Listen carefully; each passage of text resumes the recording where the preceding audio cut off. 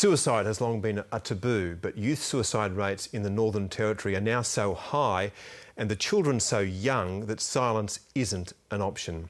As Sarah Everingham reports, the Territory's Children's Commissioner says that jurisdiction may have the highest youth suicide rate in the developed world. And Aboriginal and Torres Strait Islanders are warned that this report has an image of a person who has died. I lost my little brother through suicide 4 years ago, and it opened my eyes to the number of incidences that actually have been occurring over the last couple of years. So what we need to do is to actually make sure that that road is closed now. Nari Kit knows too well the pain of losing a family member to suicide. Because they should be putting all the perimeters up. One way she deals with her grief is helping organise this annual march for suicide prevention.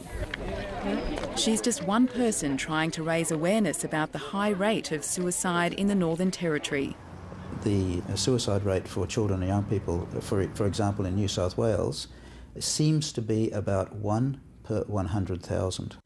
And the data in the Northern Territory suggests the rate might be as high as 18 per 100,000 within the Northern Territory. And when we consider that the vast majority of those young people are Aboriginal young people, the rate within the Indigenous community approaches 30 per 100,000. Everyone release their balloons? Suicide statistics are often difficult to pinpoint because deaths can be classified in different ways. But researchers believe that in the Northern Territory, the number of children committing suicide is growing. Some of them are very young. We've had a very unusual number of suicide deaths among children under the age of 15, including a number who've actually been under the age of 10. That's particularly concerning. There are always, in any jurisdiction, you do have a few child suicides, but the occurrence of suicide in children in the Northern Territory is something that is of very particular concern. If you go back and have a look at 20 years ago, you wouldn't have seen anything like it. You probably would have seen 2-3 suicides a year. Alison Anderson is a former Labor minister who now represents the opposition in a vast electorate south of Alice Springs. Last year, she lost 2 of her own nephews to suicide. People want to get rid of the sadness that they all carry, because the sadness is tremendous and it's just layered on top of one tragedy after another. Now, what's interesting here... The Menzies School of Health Research has looked into what's behind the Territory's high youth suicide rate. The school studied the deaths of 20 children under 18 over a 5-year period. Most of them died from suicide. They found for older children, alcohol and drugs were often factors. They found the younger ones often suffered from a number of stressful problems. Many of these children have had very disadvantaged early life with multiple changes of caregiver. Quite a high proportion of these children had contact with the child protection system. Interestingly, a large proportion of these kids had very irregular school attendance or were not attending school at all. The Menzies report remains confidential, but it is being considered by a bipartisan parliamentary inquiry investigating youth suicide.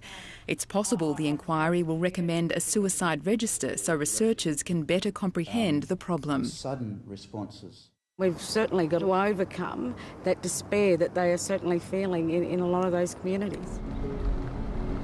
It was in the remote community of Mutijulu in 2006 that Kumanara Forbes committed suicide at just 15. A coronial inquest heard how she'd slipped through the cracks of an overstretched child protection system. The Territory's Children's Commissioner says in the Territory's urban centres there are good services for families who've experienced a suicide. But he says in remote areas services are still scarce. Unfortunately, there's not that level of support for young people and for families in remote and very remote areas. We want to make your community safe so you can live here without any fear. Communities like Mutijulu have come into the spotlight through the federal intervention. Yet in spite of the extra spending, youth suicide remains a problem. The federal government needs to make some decisions about reviewing or doing an audit on the delivery of the funding and the programs that are going into these Aboriginal communities, because it's getting worse, it's not getting better, and we keep talking about closing the gap. We all do want to close the gap, but that gap unfortunately is widening. The federal government's game plan includes a new body that's developing a $6 million national Indigenous suicide prevention strategy. The Territory's parliamentary inquiry delivers its report next month and insists it can get a hearing even in this election year in the Northern Territory.